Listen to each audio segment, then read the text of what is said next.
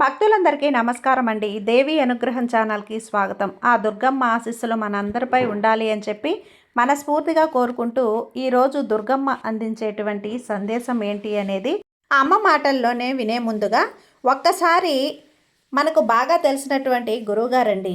జ్యోతిష్యంలో ఎన్నో ఏళ్ల అనుభవం కలిగినటువంటి గురువుగారు శ్రీ సుబ్రహ్మణ్యం రాజు గారు వారాహి అమ్మవారి జ్యోతిష్యాలయంలో జ్యోతిష్యం చెప్తున్నారు. ఈ గురూజీ గారు ఏది చెప్పినా కూడా ఇట్టే జరిగిపోతుంది. భార్యాభర్తల మధ్య గొడవలు జరుగుతూ ఉన్నా, విదేశీ ప్రయాణం ఆలస్యం అవుతూ ఉన్నా, ప్రేమ పెళ్ళి సంతానం లేకపోవటం, కోర్టు సమస్యలు, గృహము, కుటుంబ సమస్యలు, ధనం నిలకడగా లేకపోవటం, నమ్మిన వ్యక్తిని మోసం చేయటం, స్త్రీలకు పురుషులకు సంబంధించిన గుప్త సమస్యలు, ఇలాంటివి ఏ సమస్యలైనా సరే గురువుగారు చాలా త్వరగా పరిష్కరించేస్తారు. మీరు ఎంతోమంది దగ్గర జ్యోతిష్యం చెప్పించుకొని మీరు నిరాశ చెంది ఉన్నట్లయితే ఒక్కసారి గురూజీ సుబ్రహ్మణ్యం రాజు గారిని కాంటాక్ట్ అవ్వండి. ఈ గురువుగారు #1 వశీకరణ స్పెషలిస్ట్ గురూజీ.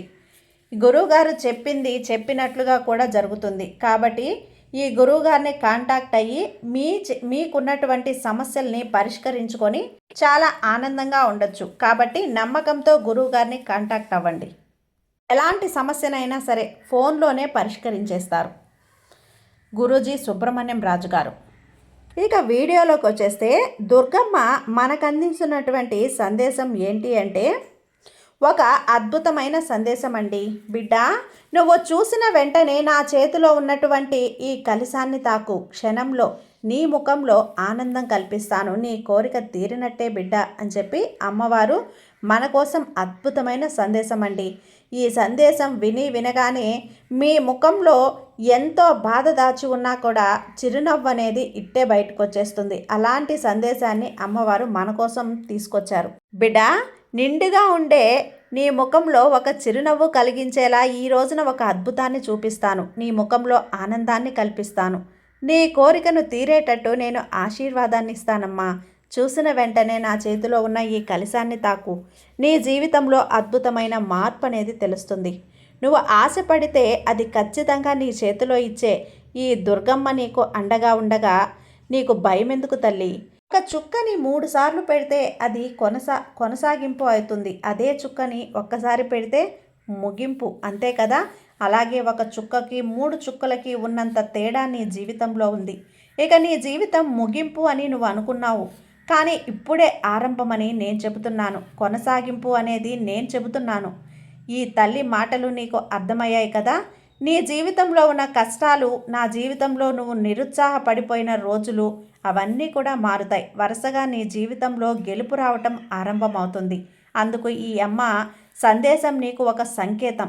అప్పుడు నీ యొక్క ఆశ అనేది ఏర్పడింది. తప్పకుండా జరుగుతుందా? మనసులో ఒక ఆందోళన వచ్చింది కదా?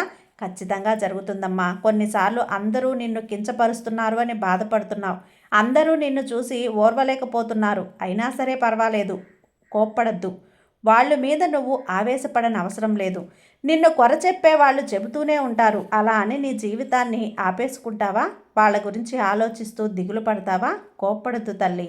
నువ్వు మంచిగా ఎదుగుతున్నావని చాలామంది కుళ్ళుకుంటున్నారు, కానీ వాళ్ళు ఎంత కుళ్ళుకున్నా కూడా, నిన్ను కిందకు లాగాలి అని ప్రయత్నించినా కూడా నేను ఊరుకుంటానా? ఊరుకోను. నువ్వు ధైర్యంగా లేచి నిలబడు. నీ సత్తా నీలో ఉందమ్మా.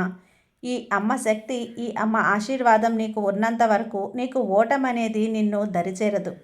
నీ జీవితంలో నీకు కావలసిన జయాన్ని నేనిచ్చే తీరుతాను. సంతోషాన్ని నిండుగా అందించే తీరుతాను. నీకు చిక్కులు, కష్టాలు, ఓటములు నిన్ను ఆపడానికి ఇవ్వడం లేదు తల్లి. వాటన్నింటినీ నువ్వు ఎదుర్కొని నిలబడితేనే ఇవన్నీ కూడా నీకు విజయాన్ని సాధించే విధంగా మార్గం నీకు ఏర్పడుతుంది. వీటన్నింటినీ తట్టుకొని నువ్వు గెలవాలన్నదే నా యొక్క ఉద్దేశం. నీ ఎదుగుదల నీకు కనిపిస్తుంది. నిన్ను పక్వపరచడానికి, మనోధైర్యాన్ని ఇవ్వడానికి అడ్డంకులు, సమస్యలు అన్నింటినీ కూడా ధైర్యంగా ఎదుర్కొని పోరాడితే నీ జీవితం ఆనందంగా మారుతుంది. ఒక పూల తోటలా ఉంటుంది. ఎక్కడి నుంచో ఒక సుగంధభరితమైన వాసన, అది ఎక్కడ చూసినా ఒక మంచి మల్లె పువ్వో లేదా ఒక పారిజాత పువ్వో ఆ వాసనను కలిగిస్తూ ఉంటుంది కదా? అదేవిధంగా అందరూ కూడా ఉన్న నువ్వు ఒక ప్రత్యేకం. నీ నుంచి ఒక మంచి ఎదుగుదల, గుర్తింపు అన్నీ నీకు అందిస్తాను. అన్నింటినీ ధైర్యంగా ఎదుర్కొన్నావు కదా, నీకిచ్చే బహుమతి ఇదే. ఈ అమ్మ చేతిలో ఉన్న ఈ కలశాన్ని తాకిన నీకు విజయాన్ని అందుకుంటావు. నీకు అవసరమైన విషయాలు వచ్చే తీరుతాయి బిడ్డ. తక్కువ పనులు నీ దగ్గర నుంచి దూరంగా ఉన్నటువంటి తప్పకుండా నీ జీవితంలో మంచి భవిష్యత్తుని నువ్వు చూస్తావు. నీ జీవితం అనేది చాలా అందమైన బహుమతిగా నేను మారుస్తాను కదా, దీనికి మంచిగా అనుభవించి సంతోషపడు, తృప్తి చెందు. అప్పుడే ఈ తల్లికి కూడా ఆనందం. జరిగేవన్నీ కూడా తలుచుకొని, జరిగిపోయినవి తలుచుకొని నువ్వు విలవిల్లాడవలసిన అవసరం లేదమ్మా. ఆలోచించుకొని బాధపడాల్సిన అవసరం లేదు. ఆనందపడు. జరిగిపోయిన కష్టాన్ని తలుచుకొని నువ్వు బాధపడినంత మాత్రాన నీ బాధ తొలగుతుందా? జరిగిపోయిన కాలం తిరిగి వస్తుందా చెప్పు? దిగులు పడకు, కృంగిపోకు. నీ జీవితం అందమైనది, నీ భవిష్యత్తు ఇంకా అందమైనది. అలాంటప్పుడు ఎందుకు బిడ్డ కుంగిపోవాలి? ఏదైనా చూసుకుందాం అనే ఒక ధైర్యం నీలో రావాలి. ఎదిరించి అందమైన జీవితాన్ని నువ్వు జీవించే తీరాలి. అందరికీ ఒక లెక్క, నీ జీవితం ఒక లెక్కలా నువ్వు జీవించాలి. నీ భవిష్యత్తును నువ్వే మార్చుకో. అందుకు కొన్ని ప్రయత్నాలు మొదలుపెట్టు. ఓపిక, శ్రమ అన్నీ చేయాల్సి ఉంటుంది. అవి వదిలేసి భవిష్యత్తును ఎలా ఉంటుందో అని ఆలోచించి భయపడితే, ఎలా ఆలోచిస్తూ సమయాన్ని వృధా చేసుకుంటే ఎలా చెప్పు? జీవితమే వృధా అవుతుంది. ఇక మరొక విషయం, అమ్మ పగ, ప్రతీకారాలు అనే మాట నీకు అస్సలు వద్దు తల్లి. అవసరమైన కోపం, పగ దూరం పెట్టి నీకు అవసరమైన ప్రయత్నాలు చెయ్యి. అంతేకాని పగతో ఏం సాధిస్తావు చెప్పు? నీ జీవితంలో పెరిగే కొద్దీ నీ జీవితంలో జరిగిందన్నీ కూడా ఒక పాఠంలా, ఒక కానుకగా నువ్వు గుర్తుంచుకో, సరిదిద్దుకో. నీ యొక్క లైఫ్ అనేది చాలా అద్భుతమైన, అందమైన బహుమతిలా మారుతుంది. నీ గెలుపు నీ సొంతం అవుతుంది. ఇక దేని గురించి నువ్వు కూడా బాధపడకు. నువ్వు చెప్పిన మాటలన్నీ కూడా గుర్తుంచుకో. ఈ దుర్గమ్మ చెప్పిన ఈ వాక్కులన్నీ నువ్వు పాటించు. నీ దిగులు, భయం నిన్ను బలహీనపరుస్తుంది. కాబట్టే ధైర్యాన్ని పెంచుకో. ఎప్పుడు ఎవరితో ఎలా మాట్లాడాలి, ఎలా మాట్లాడి ఎవరిని ఉద్దేశించి అని చెప్పి ఆ పొడిచే మాటలు అసలు వద్దు. అలాంటి గుణం నీకు లేదులే. నేను చెప్తున్నాను కదా, ఎప్పుడైనా అలాంటివి వచ్చినా వెంటనే మార్చుకో తల్లి. నీకు ఇష్టమైన, నీకు దూరమైన వాళ్ళు బాధపడతారు కదా. ఈ దుర్గమ్మ చెప్పేటువంటి నేను అందిస్తున్నాను కదా, ఇలాంటి బహుమతికి మించిన నీకు ఇంకేముంటుంది చెప్పు?